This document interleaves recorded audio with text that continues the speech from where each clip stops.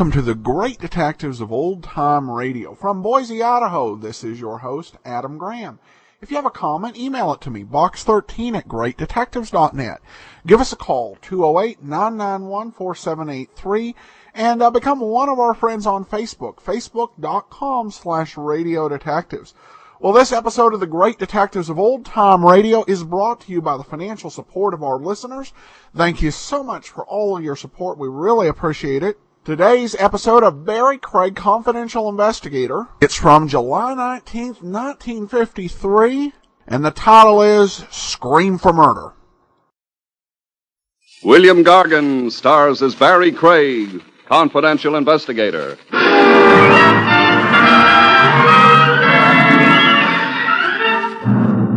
A squabbling couple can always bury their differences. The question is, which of them doesn't mind underground shelter?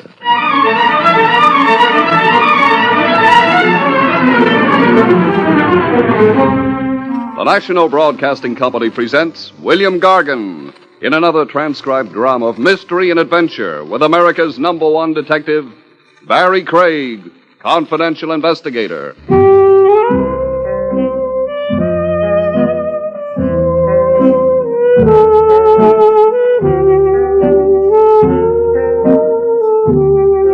Barrie Craig speaking. Marriages may be made in heaven, but they sometimes can end in the city morgue. I know one that did. Almost, that is. A bridegroom the lucky wife loved so passionately she kept trying to exterminate him.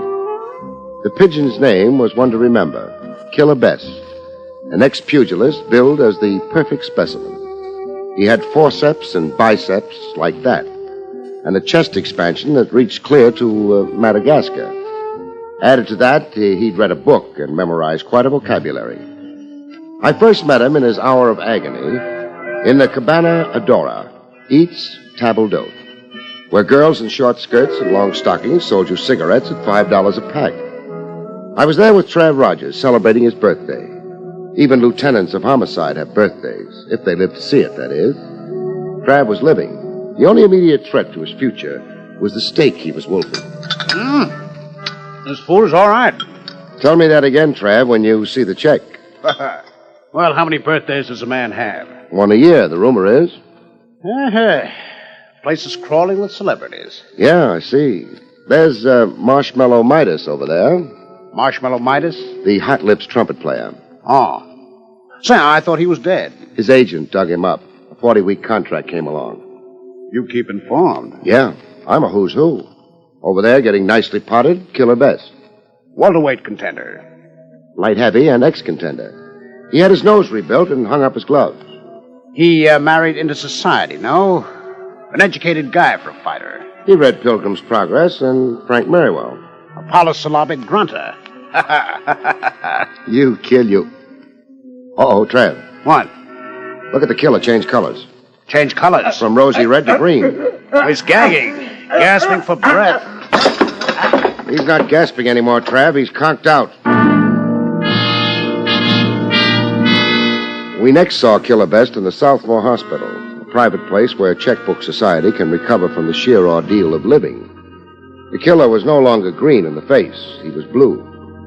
I let Trav Rogers hold bedside hands with him. I only listened. You were poisoned, Killer. Poisoned? But that's... Not only possible, but a proven fact. I had the sedimentation in your glass sent to chemical analysis. Somebody loaded your drink. Then if it was poison, why am I alive now, talking to you? An excellent question. I've asked it, too. There are a couple of likely theories on that. One, you have a certain immunity to a poison of this type, or two, you hadn't taken enough of it to be fatal. I've got an awful stomachache. Oh, you imagine it. Your stomach's empty. It's been pumped here in the hospital while you were unconscious. When can I get up? When you can stand without falling down. Who did it? I don't know. Who are your enemies? No more, please. I've been pumped enough for one day. You don't want the police involved, Now that you ask me, no. You fellas are too public. I don't want to be a public problem like highway repairs and sanitation. No thanks. Then, might I suggest somebody confidential? Who? His right hand. Barrie, make your sale. Barrie Craig, killer, confidential investigator. I've got blue eyes, and I'm kind to dumb animals. Not that I like to ambulance chase, but I'm all worn out looking for hen's teeth.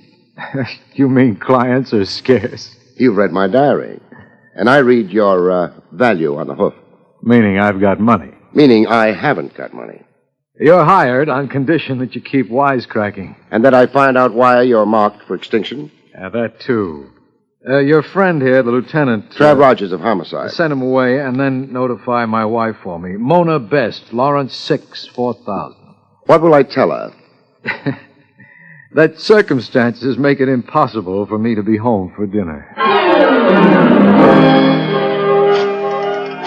I call the wife as requested to reassure her about the love of her life, perfect specimen, Killer Bess. Her more killed than killer husband. But Mona Bess didn't need reassurance. A funeral would have delighted her. Hello? Mona Bess? Yes, this is Mona Bess. This is Barrie Craig. Should I know the name? I've had skywriters advertising it. I'm a detective. I've reported no robberies this month. We've got a comic routine going. I've got serious news, lady. I despise serious news. Do you love your husband? That is a leading question, Mr. Craig. Meaning you don't. I'm ambivalent. Too big a word for me. I love him and I loathe him. Which half of you is operating right now? The worst half. Then the bad news I've got will be good news to you. He's been arrested for public drunkenness. He's been hospitalized for public collapse. He was poisoned at the Cabana Adora. You want to console him, he's in room 602 in the Southmore Hospital, Midtown. Thank you for the invitation. But you won't come. I haven't time. I'm due for a pedicure. Besides, I haven't the inclination. Please give the fallen gladiator my anxious wish for his speedy demise. Some marriages can really be colorful. Back at the bedside, the killer showed a sense of humor. She told you to throw dirt in my face. Bury me deep. She's bashful about her love. It embarrasses her. Her hard-hearted talk is a cover-up. You've got good sense, Craig. Have I? Mona is soft as mush. The surface is only a shell. I'm the love of her life, but, as you say, she covers it. She talks tough through her martinis. It's the ancient female device. Keep the man guessing a little. Never let him take you for granted. I've heard of husbands kidding themselves like that, but we're avoiding the gruesome. Who tried to kill you? I wish I could tell you. For a starter, name me personal enemies with strong motives against you. No. No, meaning there aren't any? There are some. What man doesn't make enemies? So? I don't want to slander people, make hysterical guesses about who hates me enough to want to murder me. You find out for me on your own. Don't even keep me posted. Just tell me the climax when you come to it. Until then, I want peace of mind. I want to drink with a friend without analyzing the contents of the glass. Dig into my life, Craig. Do your worst and best. Now, help me stand up and get dressed, please. The antiseptic smell around here is getting me sick.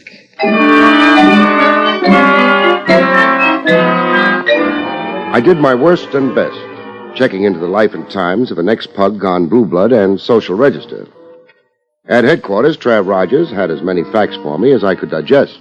The killer's history makes a fascinating story. I'll retire to a farm and write it at the age of 86. I know another book the intellectually inclined killer read. This is besides Pilgrim's Progress and Frank Merriwell? The author, Somerset Maugham, a book titled Of Human Bondage. Do we have to go through with this aside? Oh, a learned note here and there. It adds a fillip to the ordinary crime puzzles. Okay, get it said. There is a passage in Of Human Bondage that likens life to a Persian rug. In your living, you weave a rug. Your experiences are threads to the rug. The author urges every man to make his life experiences colorful and exciting, so the rug will be a weaver's masterpiece of colored threads. And that was Killer Best. Every day a color job. He's fought, laughed, brawled, wandered, loved, married, divorced, remarried. Like him or dislike him, he's at least annihilated monotony. Now some monotonous Mo wants to annihilate him. Who is the Mo, Trav? I'll give you a rundown. You can make your own choice of suspect. Ex-wives with mutilated hearts and broken egos? The killer has 3. all capable of the ultimate crime against an erstwhile spouse who loved and decamped. Men about town organized into a Let's Kill the Killer club? There are a few of those. Killer Best has been the snake in many a man's garden, a constitutional homewrecker. I'll pass over a legion of waiters and taxi drivers whose jaws were damaged in early AM rhubarbs with Killer Best. I'll also pass over some 50 litigants who have sued Killer Best for every civil offense in Blackstone. Sued and lost, that is. But I will remark on his present helpmate. Mona. Once Mona Phipps. A tabloid once featured her as the Society Borgia. Lucretia Borgia, the lady of ancient Rome who showed a talent with poison. Is that the reference meant? It is. It seems Mona, like her current husband, was also thrice wed. 2 husbands were shed in Reno and Las Vegas. A third died mysteriously. Poison? The case never stood up quite. His body was exhumed and the vitals sent to autopsy. But? The exhumation took place 3 years after his death. Too late to prove poison. Yeah. There is one more enemy of the killer's worth remarking on. So remark. A lad named Polonius. Remember him? Vaguely. Wait. Kid Polonius. A prize fighter, wasn't he? Yes. A contender who ran afoul of the killer. They had a match. Polonius was knocked out in 4 rounds. So? Polonius lost the sight of one eye. After the fight, he accused the killer of having sprayed his gloves with a blinding chemical. Polonius sued and lost, then swore revenge. He attempted that revenge. In what way? A felonious assault on the killer with a knife. Polonius? Polonius. The killer pressed charges. Polonius served 18 months in the workhouse. Polonius went free last week. Free 1 week and stewing over his misfortunes. Quite a lead there, Trav. You know, I think I'll go see Polonius pronto. Polonius took a lot of catching. His address was whereabouts unknown. The workhouse warden had no address on him, and neither did his aged mother. I interviewed fighters, dice players, bartenders, and I came away with 0. Polonius and the American Buffalo, they both vanished from Times Square. When I located Polonius at long last, I'd lost 2 days of my fading youth and $50. The dough was for information. A bookie named Catastrophe had the address for a price. A fraternity building next door to a college. Polonius was the building janitor. Who's there? Open up, Polonius. I want to talk to you. Polonius had more equipment than a building janitor needed. He had a baseball bat, and he held it like Mickey Mantle. What do you want of me? The question should be, what do you want to do to me? I'm protecting myself. Against? False arrest. Cops hounding me out of a job. Cops making me pull up stakes and go every time I get set somewhere. Why would cops want to do that to you? They're doing it. You're here. Not to hound you. Good to hear. Then beat it. Before you beat my brains in? I didn't ask you here. No. I'll take the bat. Hey, let it go. No, okay, you win. I don't mind a little baseball fever, but my head's too big for a regulation ball. Now, what's really on your conscience, Polonius? Nothing. And don't ask me, did I poison the killer? You know about that, huh? It's in the papers.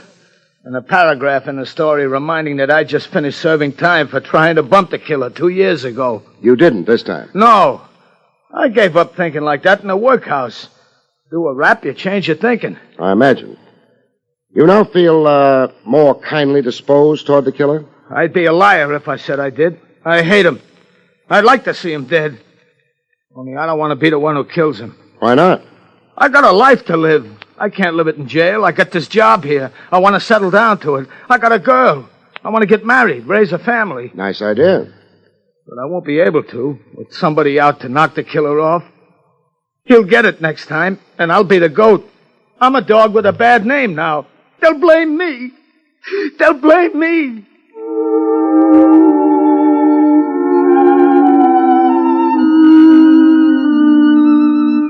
Polonius wasn't as felonious as advertised. He'd given up on his deadly grudge against Killer Best, so he said anyhow. When he came out of the weeps, he proved what a peaceable citizen he had now become. Listen, Barrie Craig. Mr. Craig, you can do a big thing for me. Like? Catch who poisoned the killer that other night. Nab whoever it was and take the heat off me. I'll be glad to oblige if I'm lucky. It happens to be my assignment. Well, make it your double assignment. Represent me, too. I'm expensive. Well, I got $100. I was going to get a new suit and shoes, but I'll give it to you. Keep your money. If you're on the level, you'll come out okay, Polonius. I'm after the poisoner, and I figure to catch him. So long. Oh, yes. Here's your baseball bat. Buy yourself a horsehide ball out of that 100 the next time you get that urge to swing that bat.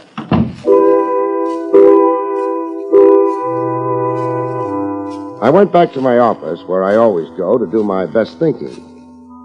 In the horizontal, on my leather sofa. Not my favorite sofa, exactly. It had too much sag. But what can you expect when you buy things secondhand? There was no conclusion to my thinking after an hour or two. How could there be? I'd fallen fast asleep. The phone woke me up. Yeah? Barrie, this is Trav Rogers. As usual, right in the middle of my dreams. Are you still representing Killer Best? Misrepresenting him. I've so far done nothing for him but spend his money. Why do you ask? Only curiosity. I thought you might be interested in his present whereabouts. Whereabouts? Let me see. It's 4 p.m. He's toasting himself in his favorite spa. He is not?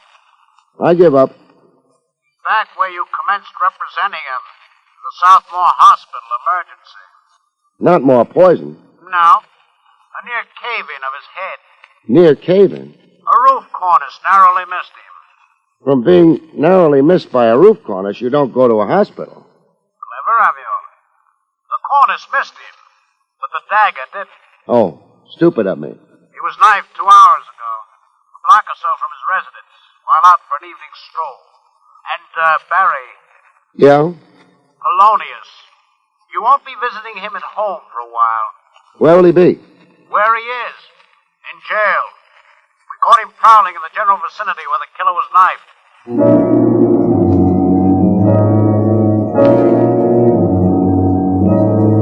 In the hospital, some of the starch was out of the killer. He looked scared and trying not to show it. The knife gash on his shoulder and forearm seemed to hurt like the devil, even though the patient tried to grin. I've survived again. That's something to be thankful for. 2 strikes. Next time up, somebody's out. See that it isn't me. I'm working in the total dark. You've got Polonius. You accuse him? No, I didn't actually see the knifer. That cornice that came down on you. Tell me more about it. There's not much to tell. I was out walking at the corner of 78th. Boom, came the cornice. It landed practically at my feet. The dagger came after? Yes, 3 minutes later. I backtracked. I was 1 block from home, and I got it from behind. The dagger wasn't found. So the police tell me. I'll have the area combed, inch for inch, sewers, cellars, places. You think my attacker might have thrown it away? They generally do. Get caught running, it's evidence against them on the spot. They're red-handed. I did make an outcry. I yelled police. My assailant would be running pell-mell. He no doubt would have ditched the deck. Craig. Yeah? When I'm out of here, put a man on me, day and night. An operative following me around heel and toe. I want protection. In the tombs, Polonius looked like he was on a marathon crying jag. Craig, get me out of here. If you merit it. You don't think I knifed the killer? Didn't you? Why were you prowling in the vicinity where the attack occurred? I was following the killer around to see who might attempt to kill him. I wanted to insure myself against being made somebody's fall guy. I thought I was to take care of that. Yeah, I know. You were representing me, but frankly, Mr. Craig, I had no confidence in you. I see. So I'm a schmo. Please, Mr. Craig, get me out of here. I'm afraid you're in for a while, at least. In? For nothing? Just for walking on a street? Just for climbing up on strange roofs and prying cornices loose. You lay that to me? Lie and you'll grow a long beard and stir. And what if I tell the truth? I might intercede for you. Get you paroled in my custody. After you've repented in here long enough. I only might, mind you. Okay. I dropped that Corners. You said you were cured. You'd given up seeking revenge. Yeah, I know I said, but there was the killer on a stroll for himself, dressed like an English lord and wearing a fancy vest and spats. My blood got hot. I looked at my crummy pants and the cardboard in my shoes. I thought of how he used chemicals on those boxing gloves once and cost me a chance at the title, let alone this eye here. I went up to the roof. It was temporary insanity, Mr. Craig. Plead with the judge for me like that. Only temporary insanity. I'm better now.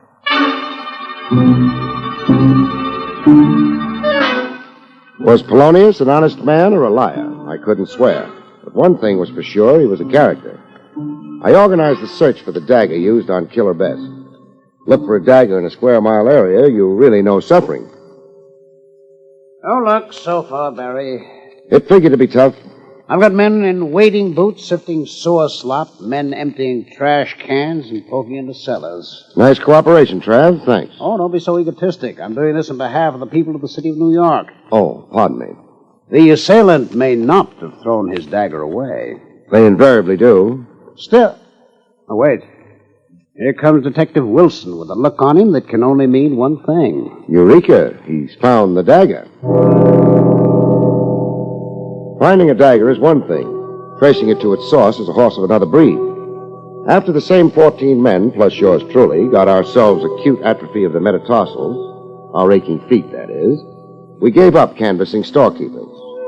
Later, on an idea that didn't seem too bright to me, I tackled Mrs. Killer Best, Mona. Tried tackling, I mean. Mona wasn't home. Her social secretary, a good-looker named Candy Joplin, was. Can I help you, Mr. Craig? Yeah. First, where is Madame? Out. Just out? She didn't say where. I've got something here.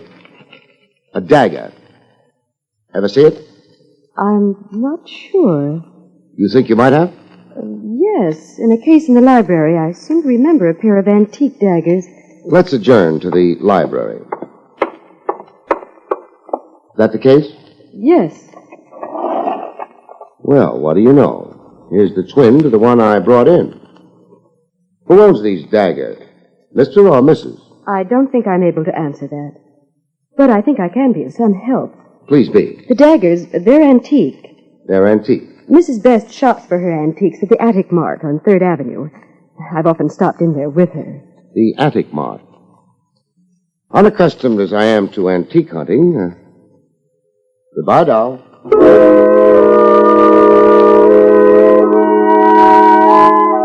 At the Attic Mart, the guy who looked more worn out than his merchandise confirmed who purchased the dagger. Yes, I have the entry here. Mrs. Best, a fine lady. You mean a fine customer, don't you? Yes. She's here every week, always to buy. This particular dagger, it's a very good specimen of old Persian craftsmanship. I've heard enough. There is perhaps something you would care to be shown? There is. The door.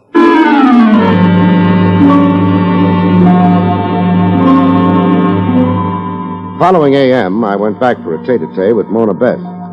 The lady was still unavailable. The social secretary, Candy Joplin, was on hand. I'm sorry, Mr. Craig. What makes Mrs. Best so scarce around here? Frankly, Mr. Craig, I wonder myself. Suddenly, in the last days, she doesn't confide her itinerary. Mr. Craig. Yes? You're a detective. So I am. What do you want with Mrs. Best? Right now, I want to examine her. I'll give it to you cold. The dagger I matched to one in the library case was the same dagger used on Killer Best. I see. Then you suspect Mrs. Best of attempting his life? Uh-huh. Do you? That is an improper question. Well, do you? Mrs. Best has behaved peculiarly. I've sensed, jitters. Don't stop now. I wasn't entirely truthful yesterday. I didn't think it properly my business. Your question about Mrs. Best's whereabouts... Be truthful now. Well, the fact is, I saw her packed secretly. It seemed to me 2 valises. I heard her on the telephone making plane reservations. Where to? Acapulco, Mexico. This was the night before last. Skipped, huh? Attempted murder and flight. You mean that... Mrs. Best is presumably a fugitive from justice.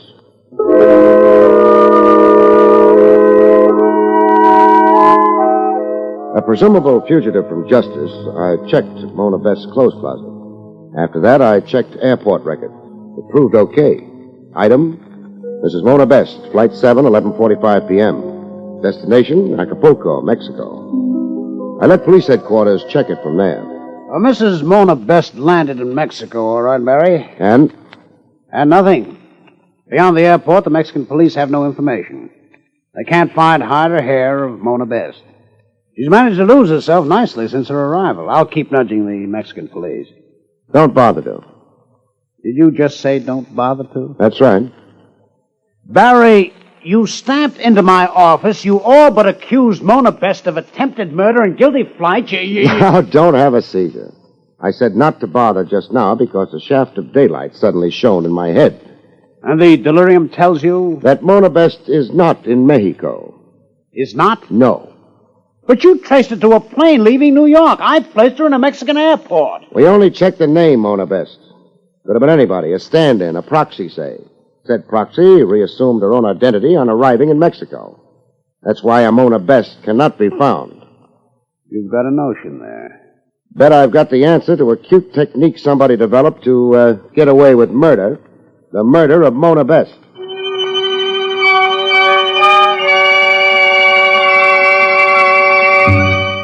I reported the purported death of his wife to my skeptical client, Killer Best. Craig, the heat's got you. Mona's as alive as you and I. I don't think so. Moreover, I'm not so sure I can accept Mona as a suspect in these attempts on my life. Right now, I'm not so sure I can either. Except Mona as a suspect, that is. Now you're talking at cross purposes. You said before... To catch your reaction. No, Mona wasn't behind the attempts on you. As a matter of fact, there never were real attempts on your life. Now, look here. You staged them. You poisoned yourself just enough. You stabbed yourself, not too seriously. Why would I hate myself that much? Because you hated your wife more. I won't right now go into your love for her money. You murdered Mona Best. Then you staged phony attempts on your own life to throw suspicion on her, so her absence would be accounted for. So the world would think Mona Best ran away into hiding, a fugitive from justice. You were smart, really brilliant, except for one fatal flaw. Want to know where your trick failed? I can't stop you from talking rot. A fugitive from the police wouldn't make plane reservations in her own name. She'd use an alias. Only thing, you had to have the name of Mona Best on the flight sheet so as to hoodwink the police. You murdered Mona before you staged the so-called attempts on yourself. The social secretary, Candy Joplin, is with you in the scheme. It was she who probably posed as Mona Best on the telephone with me that first time. So was some obliging proxy in with you. I mean, the one who took the plane ride to Acapulco. You sure get girls to cooperate, handsome. Now, the high-voltage question is, where are your wife's remains? In a culvert. Up near our hunting lodge. I didn't kill her, Craig. It was an accident. We were out hunting deer in season. Mona did weird things with camouflage. I shot her accidentally.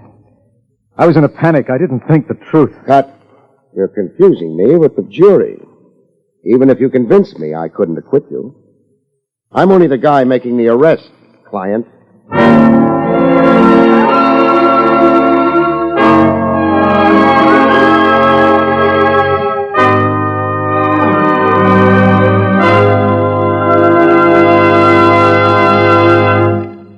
You've been listening to William Gargan in another exciting transcribed mystery drama from the adventures of Barrie Craig, confidential investigator. Tonight's story, Screen for Murder, was written by John Robert. Next week, it's the strange story titled Murder in 3 Acts, about which Barrie Craig has this to say. Next week, a blonde, a bookie, and a gentleman of no distinction form a partnership in crime, only to find that the road to the hot seat is paved with bad intentions. Good night, folks. See you next week.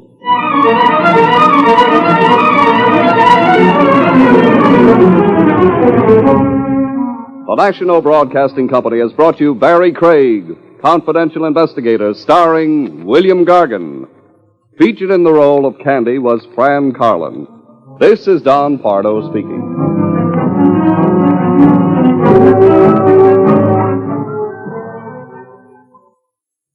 This is NBC, the national broadcasting company.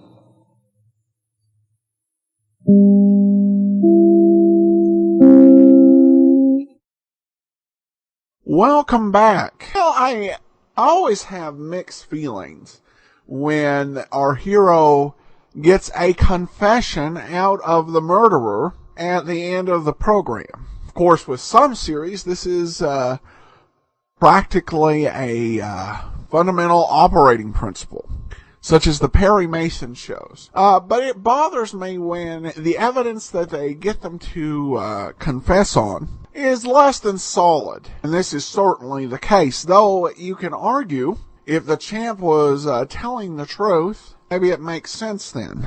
Because with Craig onto him, eventually Craig would find some actual evidence. Plus, I kind of felt that the episode ran counter to the opening monologue. When I heard the opening monologue, I thought, well, you're kind of giving away the plot. Instead, it turns out that they told us what the plot was going to be, but it wasn't that. Well, I should mention there were 4 episodes between last week's show and this one. There was the Jade Bracelet, Death Has a Number, The Case of the Divided Man, and then there was one episode that was unknown what the name of it is. Well, now we turn to listener comments and feedback. This one comes over on Podcast Alley, podcastalley.greatdetectives.net. The audio quality is great, and the variety is impressive. I've learned to like shows I had never heard of before.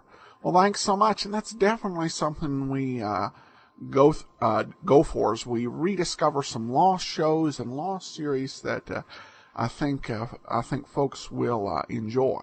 And so I always like to maintain a good combination of the better and lesser known programs.